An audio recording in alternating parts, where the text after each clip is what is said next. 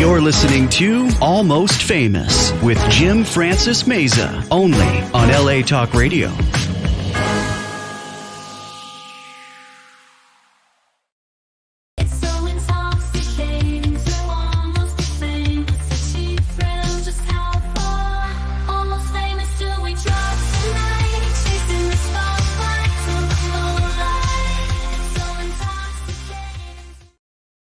You know what she said? Her name was Honey. So we went into this in North Hollywood during lunch. Picture this, you're at work during lunch, and you go get free sandwiches at the Gentleman's Club. And the first thing the girl does is get up and she's dancing. It's fucking noontime, dude. It's like there's light everywhere because then there's somehow the windows were open. This lady is trying to get us, going. Yeah. And then we're here for the sandwiches. We're not here. Oh shit. And then so the show begins, guys. This is where we're coming from, a place of utter nuttiness or craziness. And as they say, let the proverbial good times roll with my boy here. I have a great dude in the studio. The guy is a powerhouse. There's not a single thing he cannot do. I gotta say. It, bro. I mean, it's unreal. Like, you're a CEO of your own company. You started when you were in diapers because you don't look older than 25. The guy is unbelievable. He's they say he's a bit of a local legend, and I think you're a trailblazer in every respect of the word. I'm referring, guys, please help me welcome Mr. B-Smoove. Hey. Yo. Fake clap. No, we could actually clap. I was telling that to my no, my we friend. just need a button. There you go. Oh, yeah. You're used to the button thing. I'm used to the button. Yeah, because that goes in line with the show you guys are going to be working on. You're already in the throes of that, which we're going to get to. Mm-hmm. Guys, we are live. My show is Almost Famous. But here's the irony. Like, the irony is, like, most people I like that. You name. like it? I like that title. I had a song called Almost Famous. You did? A song, yeah, it's called Almost Famous. Right, because the guy you can spit some bars. Are you going to be doing any improv? You're going to do some kind of improv? I mean, I might every now and then do some stuff just to flex a little bit. But I'm at a CEO. Yeah. Now, yeah. He's on, just to let him know I'm still engaged. That's with right. The art, That's right. And you obviously did a lot with different stuff. Like, you're hanging out with Snoop Dogg. So I want to hear all about Snoop and Raekwon from the Wu-Tang Clan. Mm-hmm. Oh, no shit. And Too Short, of course. Oh, yeah. Will you agree? While I'm living my life, don't mess with me. Yeah. I took it, right? I took it back. Yeah. That's my bro, man. Wow. And well, let's start from the beginning, man. Why don't we start? Oh, wow. Okay. Yeah, let's start from the beginning.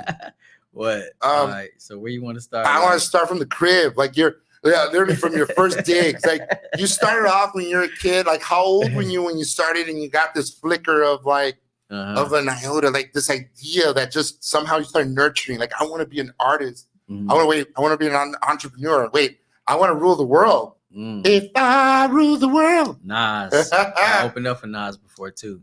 Wow. Yeah, legend. Well, I started basically, I would say, I have a lot of different, like you said, different angles on how I want to calculate this. You know what I mean?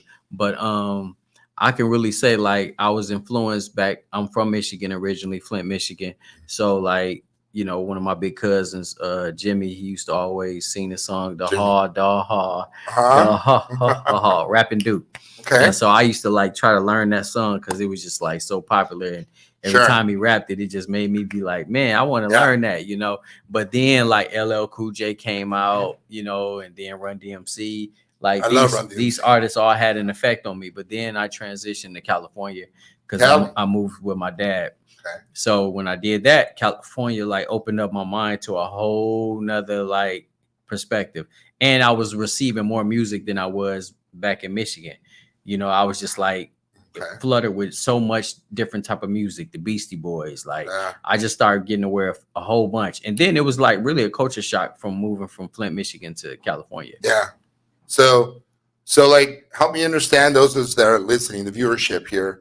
There are people tuning in by the hundreds, baby. Where it's viral, man. You're doing numbers, bro. We really gonna do some numbers after this one, man. Trust because they have no idea who you are. So I want to know, what was the transition like? I mean, it is a culture shock. LA is a whole other like planet, almost a cosmos within a cosmos, I like to call it. Mhm. What did you see different? What was there obvious differences Well, when you touched down in LA? oh, LA, no, that transition was from Flint, Michigan to Sacramento. Yeah. Cali, just Cali in general. Yeah. So LA, this is a brand new thing. I've only been here like 7 months. Right. You know. So but no, Sacramento, it was just Sac, baby. Yeah, Sac Town, Sac City. You know what I mean? 916. Shout out to all my peoples in 916, man. Y'all know what it is, man. We out here doing this worldwide.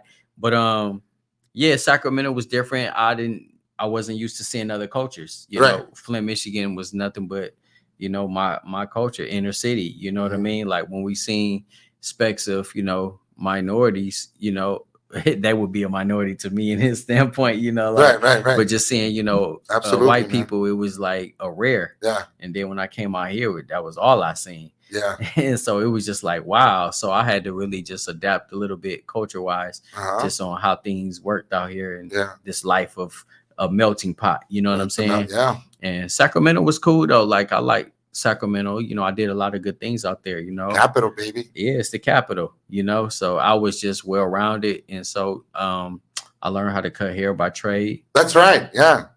Well, you know, I was a limo driver. We talked about this before the show. Yeah, man. So we gotta show.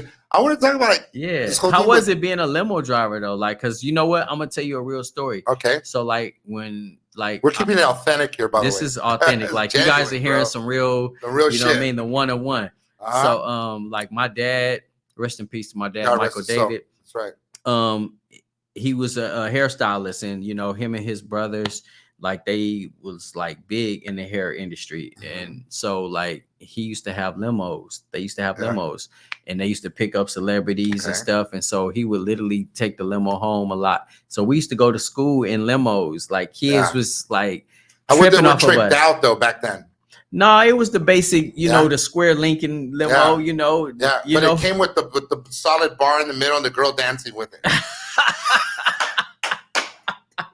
I tell you, this is like no other show you've ever been to, by the way. That's only in Jimmy's limo. You know what I mean? Like Jimmy ride like that. He got the custom. You're snoring cocaine. Oh my God. Ass. In the 7th grade? That would have been one hell of a life. I would already be a pop star. Like I would have, like I'll probably have wrinkles for sure. They'd be like, "Oh yeah, we know him. He been snorting cocaine since the 7th grade." That Pearl Jam, right? Right. No, bro, that wasn't my life, but that was a good one. Though. I like that joke, huh? Yeah, but my dad, he used to just take us to school in limos, you know, every so often, and you know, kids was like tripping off of us, like, man, who are you guys? Like, and we was blessed, we was lucky, but to us, we didn't see it like they seen it. It was just natural for us because we knew it's a way of life. In the industry, it was a way of life, you know.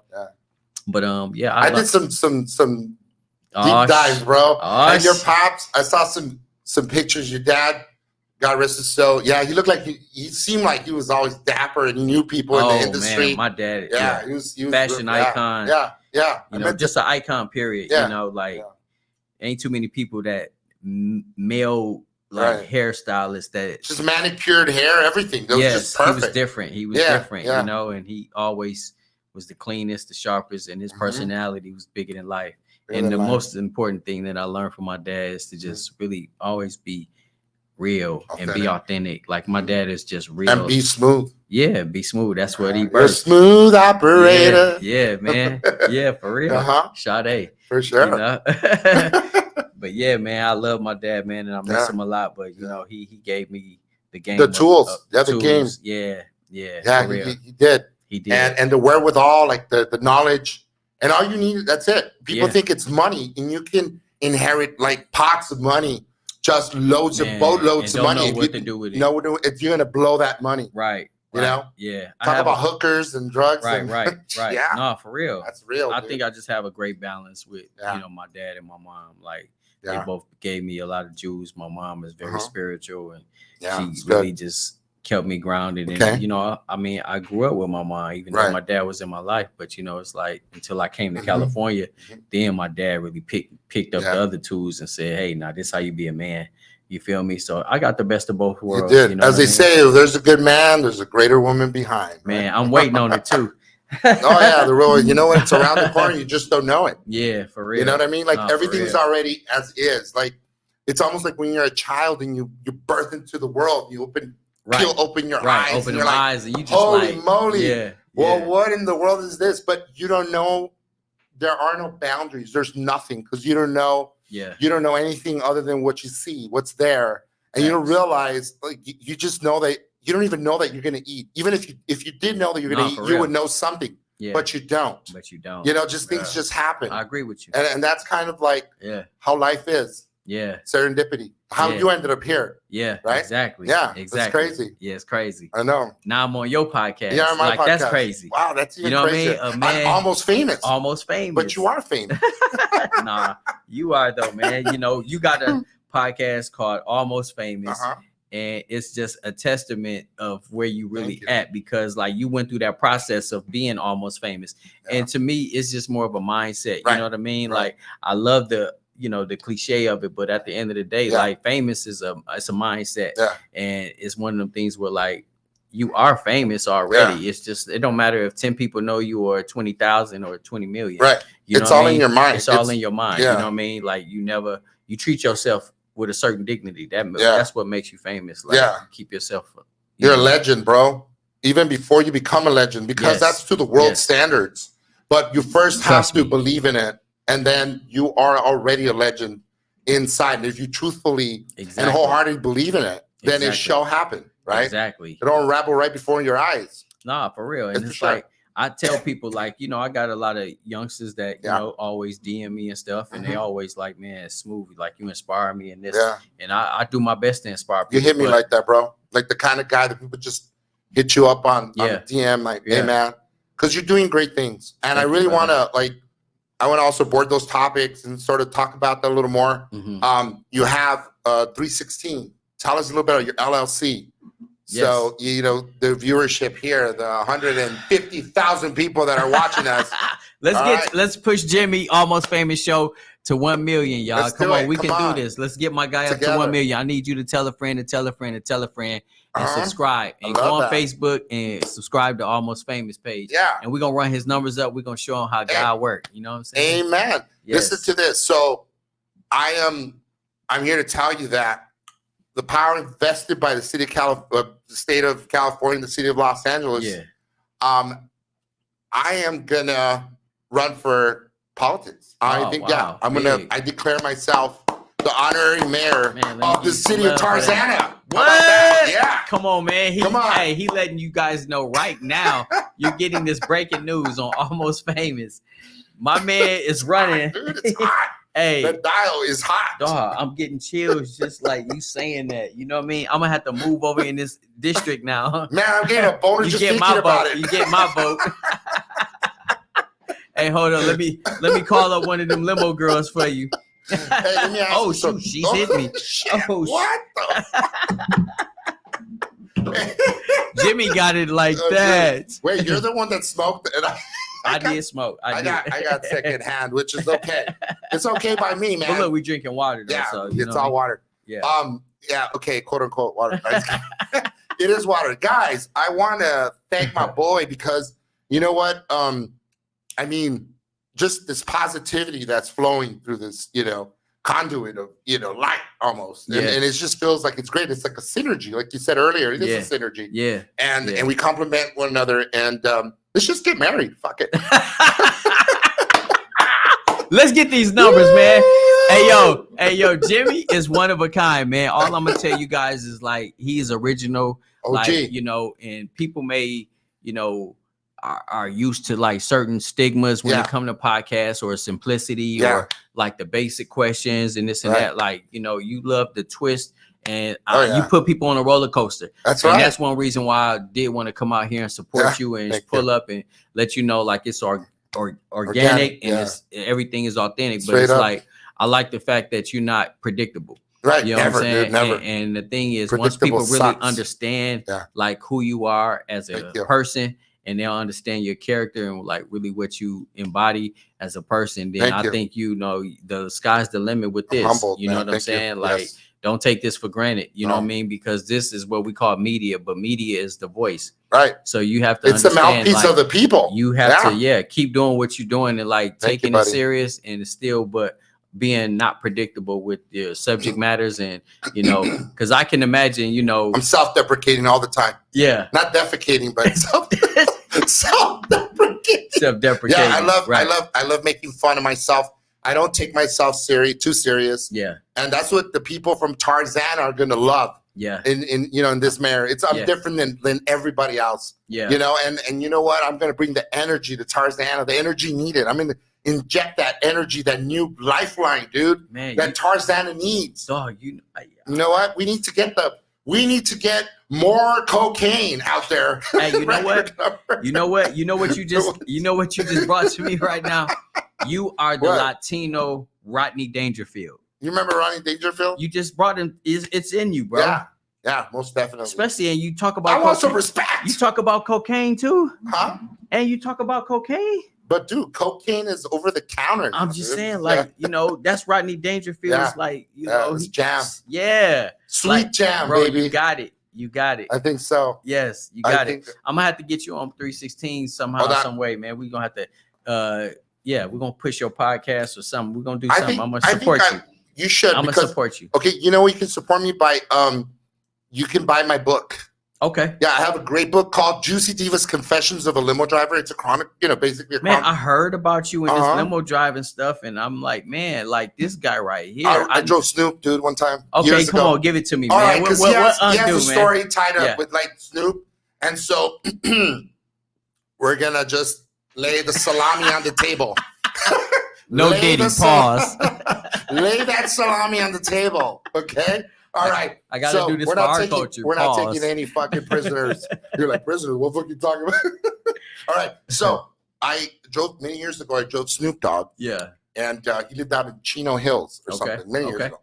And we stayed out. And I thought it was going to be like, I brought like my peanut butter and jelly, you know, like overnight string cheese. I thought like for sure. I'm over here like a Boy Scout. All right, guys. I'm like trying to rub my hands together to keep us warm, you know, because it was really cold that one night. And I'm chilling, hanging out in the house, and then right outside, and then he comes out, you know, a big old blunt of weed. Just you can imagine Snoop Dogg and his posse, dude. And then we're rolling deep, like literally 4 SUVs and a stretch. And we get in the car, he gets in the car, and we just go to different parties. And it was like a award show night or something. And then we ended up partying after the fact. I thought, well, all right, you know, we're gonna leave. That's it. That's a wrap. Okay. Thank you, and might get a tip. Were you on a certain high, knowing that you was driving Snoop?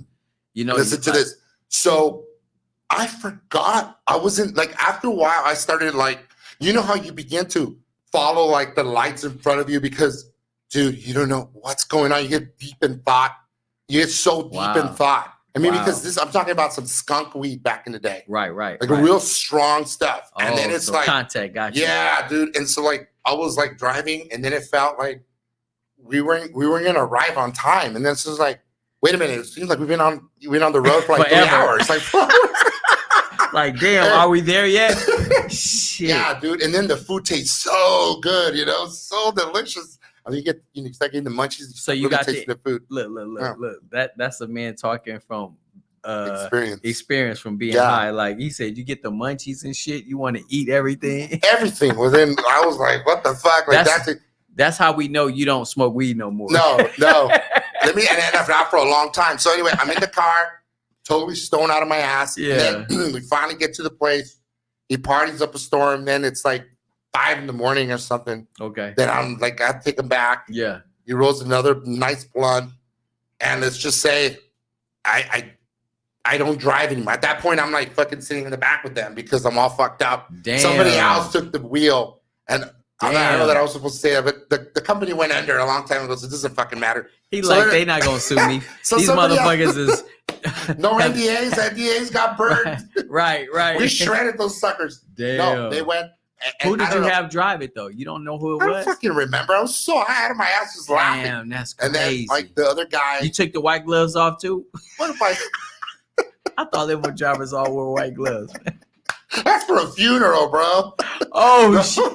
Listen, It might as well have been one because let me tell you, it was crazy. Like I had headaches for days. Yeah. Dude. My head was throbbing like COVID. Oh COVID. shit! But that's Before how I felt. I COVID. was completely toasted. Yeah, I was done. And then finally, like I rolled out, like, dude, I didn't even know. They were like fanning me. that's crazy. You know what I mean? Like I woke up to people fucking fanning me. I'm like, where the Damn, fuck dog. am I, dude?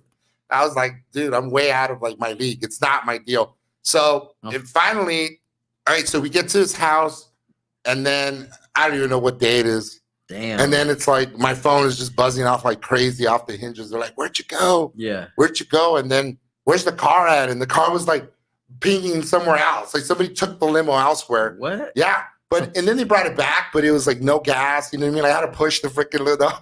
Oh, I was in the middle of like 605 freeway, wow. parked and asking for money to get gas to get back to the company. But Snoop was already at home. He was already at home. He was Okay. safe and sound, and I'm sure he was. Did he tip you big? Did he, give you some dap and say good Nah, job? there's no paper there, bro. One of the things I will say, like here, just I'll be honest, dude, I get no love. I've never gotten love from a rapper, dude. Like For that. real? There's no paper, there's no dough, bro. From like, dude, I can tell you. Let's talk about tips right now that we can. Hey, they don't. The only guy that tipped me was Akon. Akon tipped me like a Cino. He's like, hey, bro, thank you so much for taking care of my girl or something. It was only like a half hour. Yeah. We were together for maybe 40 minutes. I shouldn't say that here. I'm just kidding. No. We were I took care of her, but He's not like like, that, B. I lift up the damn the window shield and lock the doors and I handle my Yeah, that's business what I and say, like, did a line off of her titties.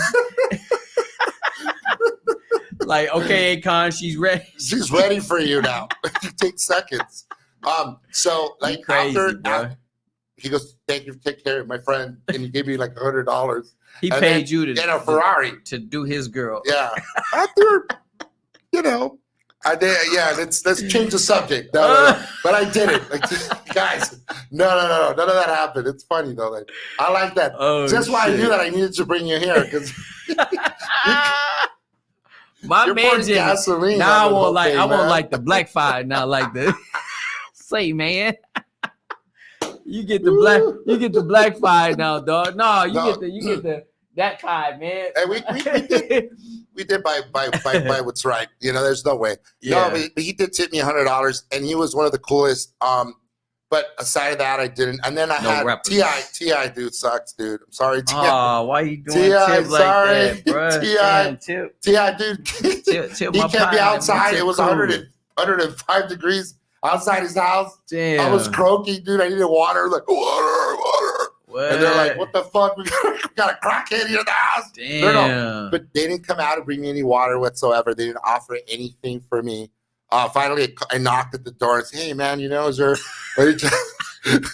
Hey, man, you guys got anything? you guys got a couple of drops of water that I could have? Say, you over there by any chance? Anybody got a pee?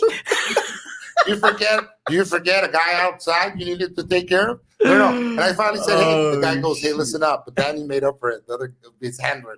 He goes, there's a theater room in the back and it's fully stocked. Yeah. And then I just chilled in the theater room, watched a movie, and I Yeah. got some water there. But it was That's It took funny. the end of the night, dude. But it was insane, bro, to say the least. Like for a good 2 hours, I was wondering if I was gonna make it out alive. It's like one of those situations where you can't leave the post. Yeah. You're almost like a security guard. You're on. Jimmy, there's rules as a limo driver that you did not follow. Okay, what's the rules? Let's see what's the rules. No, I'm just saying, like, I don't want to be the one to tell you the rules. Uh-huh. These are just some things that you're supposed to make. No, I drank all of the water. It was 100 and 400. I'm not talking about the water. Which I'm saying you can't be fucking like the artist girls. You can't be doing cocaine off their titties, bro. Like, you can't be smoking I weed think with you the could- artist. yeah. And then passing out and shit and giving the car to another person. You broke all the fucking rules, bro. But we made the rules. We live by our own rules. These motherfuckers had to And you discontinue died. this name. They probably done changed that name about 20 times running through limo drivers. Dude, let me tell you the story. A quick story. I drove this dude that was in the movie La Bamba. Oh man, don't tell me you had Dude, let me tell you. No, wait. Did you have Richie with you? Richie! No. Brother Paul. Richie That's was brother my guy. Paul, right? And Yeah. I drove him from LAX to his house. And we hit it off pretty good. Check this out, dude. Like Yeah. we get off it's a sedan. It's just a transfer, you know, in a regular sedan, small car, and whatnot. He's like, all right, bro, you know, I don't have the keys to get inside the house. So who's the first one to get killed? Is the limo driver. So who's the first one to fucking do the dirty work? The limo driver. He looks at me, he goes, bro, you're gonna go through that fucking window. I'm like, are you fucking serious? I don't even fit. Damn. So I'm like, I make my way into the window. Yes, I took one for the team, did all that. The fucking, you had a lion in there, a tiger. It was like a scene from right out of the Hangover. It was a fucking tiger, some exotic animal or something. That's crazy. Like, yeah, he had a big old dog. It was just a dog. So I was like, all right. Fuck the dog. There was a fucking lion in there. He had a Rottweiler, but the fucking lion is what I'm. The lion was telling me, dude, be careful with the fucking Rottweiler, dude. I'm like, okay, dude, thanks. So I get into the house, open the door. Yeah. And then he has some guitars, and I start jamming, and I play a little rock and roll. I play a little Zeppelin, you know. Started jamming with him, so did some music and stuff, and some strings, and then next thing you know, I rolls up a nice blunt. He's smoking, dude. Who is this? I don't know. See what I mean?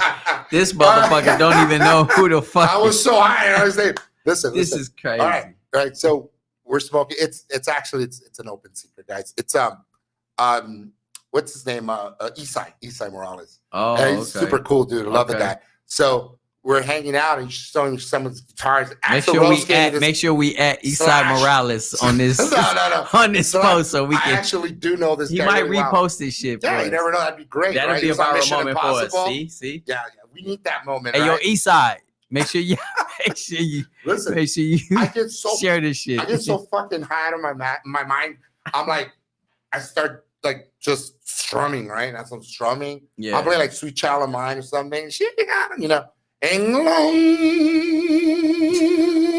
like the everlasting sound, and you're like, oh fuck, yeah, I'm pretty out there, dude. I'm pretty toasted. Yeah, I knew it was high, and he goes, I can see that. Hey, he goes, hey, bro, right? Because I got the contact from you from smoking earlier. Thank you. Big old blunt like this, no joke, like that big. He goes, hey, brother, like we should go hang out.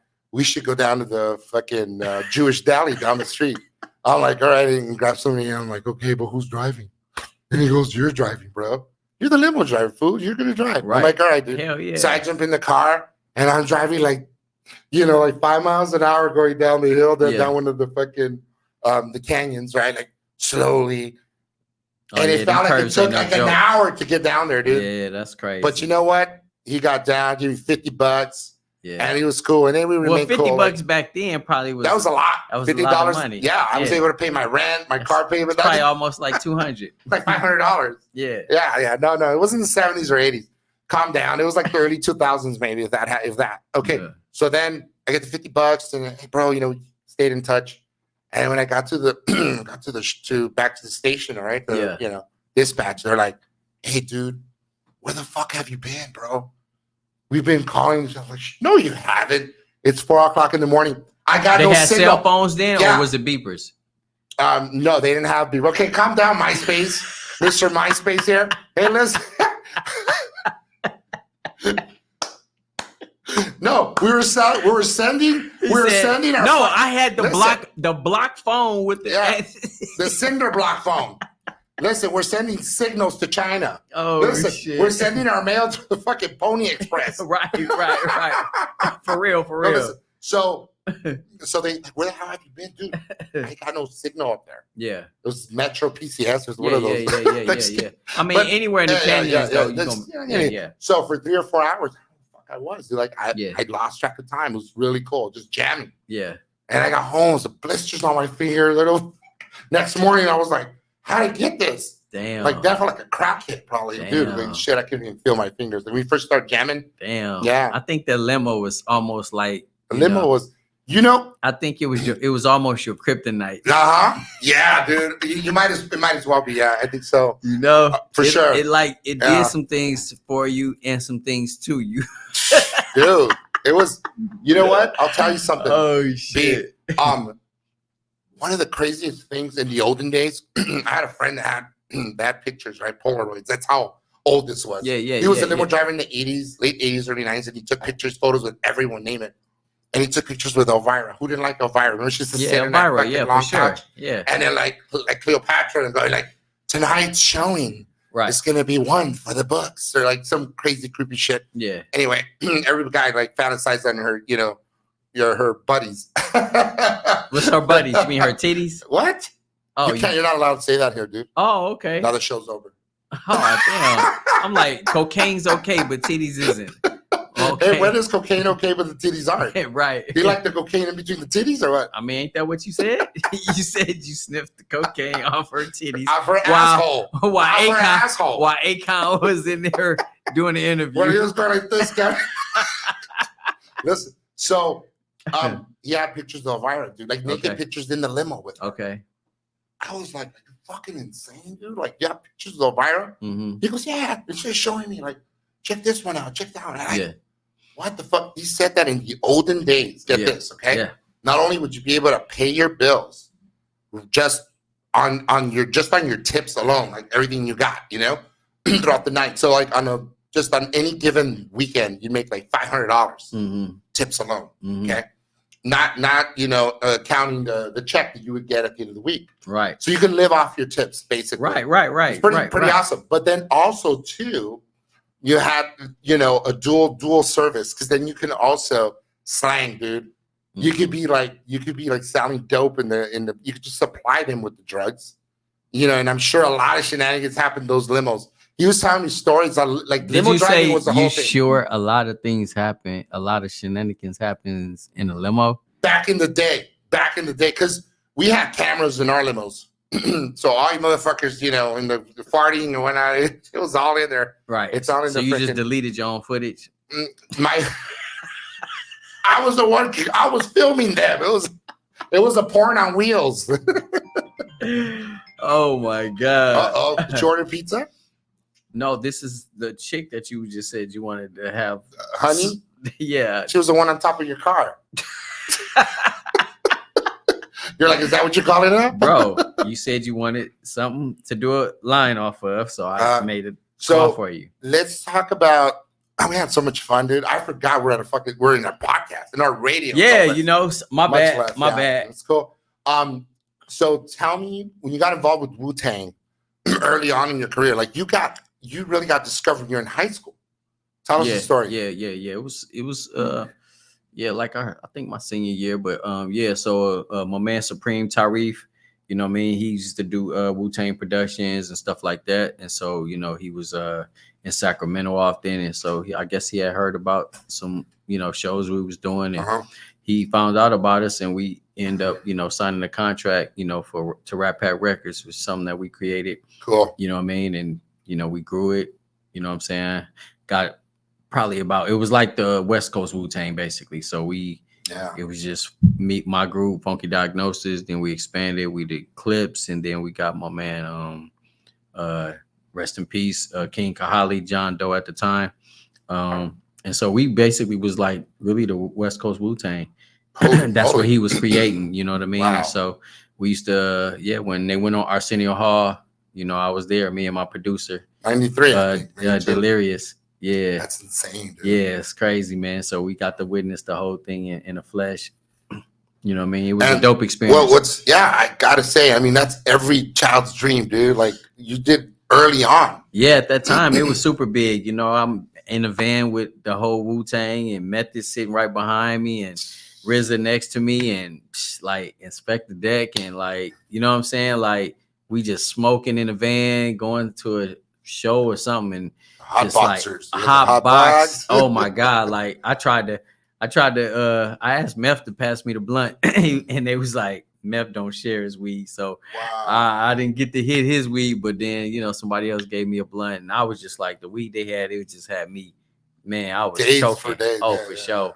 Days. Yeah, man. Ghostface, everybody, man. Shout out to the Wu, man. Tarif, Supreme. Shout out. You know what I'm saying? The Wu's my guys. Raekwon, definitely. You know what I mean? I got a record with Raekwon. You know what I mean? Wow. That's so impressive, dude. Yeah. You've done quite a bit of stuff, and you're lived, and you're so young. Thank you, man. I appreciate it. Yeah, I don't think I wasted my time on this earth. You know what I mean? I've always been a go-getter and somebody that never been put in the box. Yeah, a hustler for sure. Your mentality, how important is, we talked earlier on before we got to the shenanigans, which is fun, which is really crazy and just uncharacteristic of us. You and I we had really never had this like back and forth the way we did, and it was fun. It was fun. How important is it? Do you believe in like a growth mindset versus a fixed mindset? You know, so people have fixed mindsets. They believe that people already come almost, it's innate. Like it's either you got it or you don't. Got that X factor or you don't. However, growth mindset on the other hand, right? Yeah. You're completely feeding your brain. Yeah. You're feeding. You know that there's trial by fire almost. And then you get past one hurdle. Yeah. And you just say it's only going to make me better next time, and you know, you polish yourself as you go. Yeah. Kind of thing. Are you which you believe of most? Like, do you think you have the growth mindset, or if you believe it's like the fixed mindset? Because you already came. It's kind of hard because your father gave you the, in some respects, his genes almost. Like, and you were already like, you sort of were born into it almost, versus, so it's kind of, it might be a little hard to discern, like, let's say, oh, well, I don't know. It is. You know what I mean? Yeah, it is actually, because, I mean, I think both of them kind of is true. You know what I'm saying?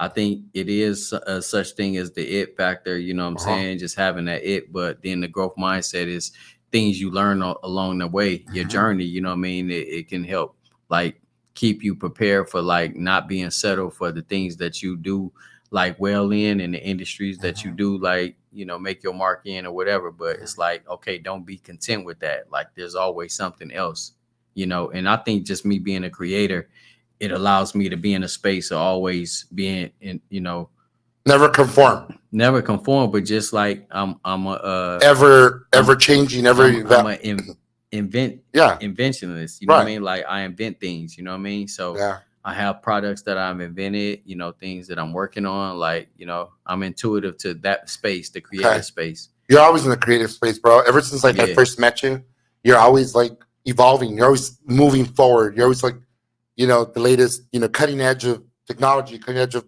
whatever it is. Like, I'm going to get involved with this business, and you're always on the phone, making it happen, making these businesses happen. So I really, hats off to you, man. And I think like a lot of people have, nowadays more so than before than ever, because the social media, all these platforms, they teach you things that we didn't have when we were growing up. Man, remember that? I was just telling my nephew, today is my nephew's birthday, David. Happy birthday, David. You know what I mean? Yeah. So yeah, happy birthday to you, boy. 17 years old. But I was just telling him, I said, man, I'm proud of you. He's 17. He got all A's, 4.0. And good man. He's been through some things in life. But I just told him, I said, don't get complacent with, like you just being smart. Right. I said, there's a lot in this world for you to see and do. Right. I said, so use that wit you have, that smartness that you have, and go stretch out in the world. You know what I mean? Like, expansive. Just get out there. Don't worry about what you see out in front of your doorstep. Right. That's just your doorstep. To be quite frank with you, you're right. There's the world at their fingertips, so to speak. Like, you have so much out there. There's more than I just told them, don't wait till you 25 or 38 or don't wait till then to start saying, oh, I want to go try to do this. Yeah. I said, start early. Procrastination is obviously like a big deterrent, we tend to put everything in the back burner, and then later we forget where we're at. I basically literally told him, like, it's like golf. Like, that's why I like golf, because golf gives you a certain number to hit 18 holes, right? 36, 38, whatever that number is. Right. And get a bucket. It's called par when you're doing it at that pace of that number. But the object of golf is to be under par. Right. So you don't want to do it in 36. You want to do it in 28 or 29. You know what I'm saying? Or 32. So you want to be ahead of the game. So basically, I'm telling them, stay ahead of the game. Don't wait. Don't play par. Be ahead of the game. It's always very important to overstretch yourself. I've always been of the belief, growing up with my mom's super, we had very regimented in the way she was. She went to a military school. So I was taught early on that when I was a kid, I had to learn both languages, Nice. And it wasn't okay to talk a certain way, or just because you grew up in a certain neighborhood. Like, I grew up in East LA, that sound like the person from East LA, or what's perceived as a person from East LA. Like, you can't never put yourself in a box.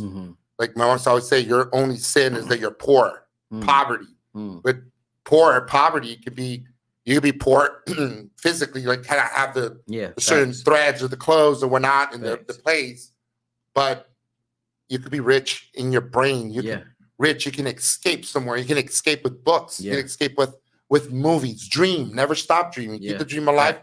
But not only, you and I always talk, keep the dream alive, but actually make the dream a reality. Yes. Because you could stop at saying, I got dreams. Everyone has dreams. Put the work in. Put the work in. To make it a reality. That's it. Sure. And I think at the end of the day, that's what we've always strived for in my life.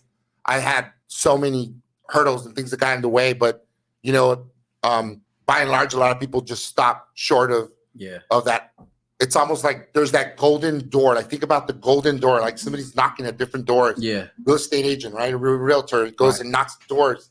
And it's that last door that could have been the very door to this success, where that house that would have made the deal, and maybe you could double dip and sell their house, and then, you know, have them kind of escort and help them buy their next house or whatnot. Yeah. But because you didn't believe in that last door that you could have knocked at, you gave up halfway there. And a lot of people give up. This is like a boulevard of broken dreams. You know what I mean? LA.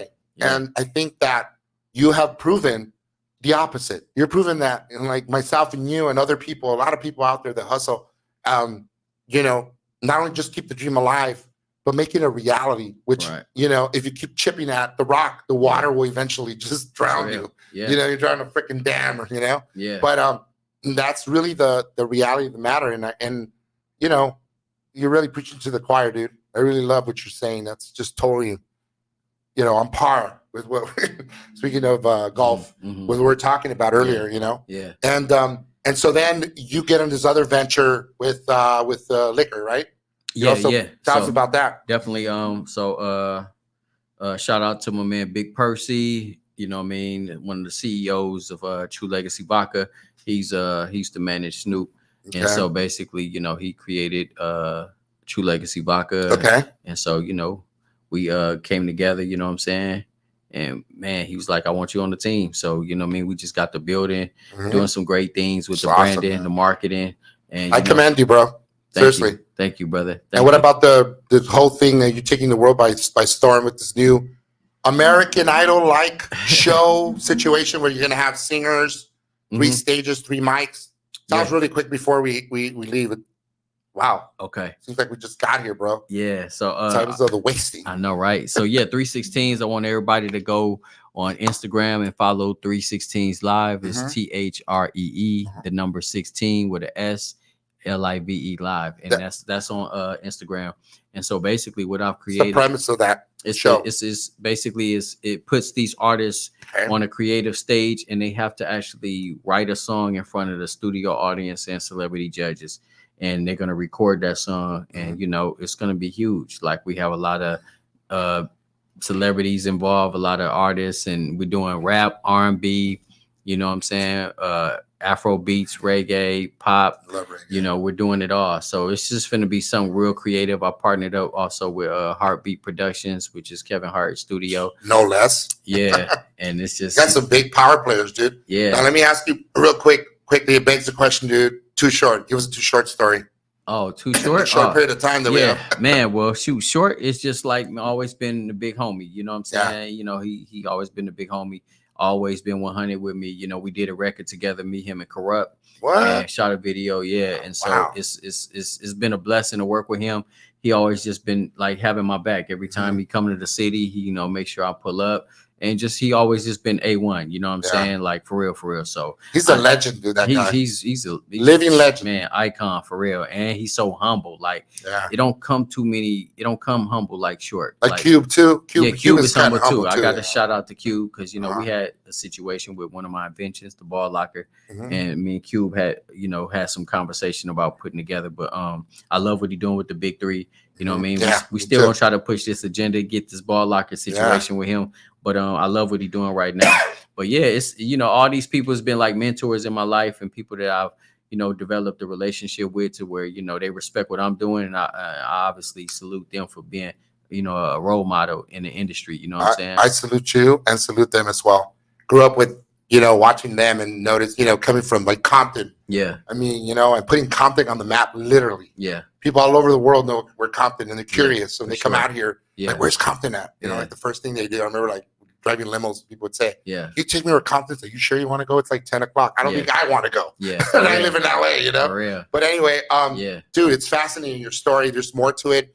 I think we should do a it's a part lot, two. man. I think we got to do part two. Yeah, we didn't even cover a lot of stuff. We didn't even but, cover. You know, I mean, you know, I deviated I there like for a what little you're bit. doing too. So it's like, you know, a mutual respect thing. You know. Thank you, buddy. And oh, we got the applesauce too. Can't forget that. that's you know right, I mean? the applesauce. And it was good, dude. Holmes mouthwatering applesauce. You know what I mean? You guys got to go to Walmart or Amazon and order it. It's called Holmes mouthwatering applesauce. Holmes is HOLMES. Mouthwatering applesauce. You know, I got high on that stuff. It's so good. Yeah, we got the best flavors, and it's organic. It's organic, It's no all organic. GMO. It's great for the kids. It's good stuff. You know what I'm saying? So we doing something special, and we Black owned. Shout out to my business partner Ethan. You know what I'm saying? He's out there making some great things happen. We working on a Disney situation. What? So it's a lot of stuff that we're doing. Dude, right we now, got to man. unpack some more. We need part two, guys, right? All the viewership saying part two, please. So, you know, I think we're going to have you back in the studio soon. My boy B-Smoove, guys, give it up for my boy. It's been such a pleasure and honor. Hey, yo, give it up to my boy Jimmy, Almost Famous Podcast, because he did a hell of a job. Thank you, buddy. You know what I mean? Shout here, out man. to you, Put it dog. here, you know what I'm saying? For real, bro. Much love to you. Man, come on. Guys, tune in, Almost Famous weekly, and don't forget to follow. Oh, yeah, social media, bro. Yeah. Follow me if you into, you know, watching somebody, you know, grow and be inspired by. So, you know, don't come on my page with no hate, because we don't do none of that. You know what I mean? I'm all about positivity. So I'm at Instagram, The Real B-Smoove, The Real B-Smoove, BSMOOVE, The Real BSMOOVE. I'm Jim Francis Mesa. You can follow me everywhere. Google me. Just don't follow me home, motherfuckers, because I got B-Smoove. Kick your ass. And vote for me. Vote for Tarzana Mayor, honorary mayor. Yes. Francis Mesa. Shout out to that boy Francis, man, because he's doing some great things in the community. Y'all don't know everything that he does, but trust me, he is a role model. He is a leader, and he is somebody to be respected and looked upon to get advice and the understanding of, you know, what's going on in the environments in the community. So he's always been A1. So that's the reason why I showed up. Thank you, bro. I really appreciate that from the bottom of my heart. Brother. And you know what? That's our show. You know, that's it. Thank you so much. Make sure you tune in every Wednesday night, 8 to 9. Always a hell of a show, right? I'd never disappoint. And make sure when you get in your limo next time, you make sure the driver is not named Jimmy. And make sure you look for some residual cocaine. All right, guys. Take care. That's my show. Bye now. Peace. You're listening to Almost Famous with Jim Francis Meza, only on LA Talk Radio.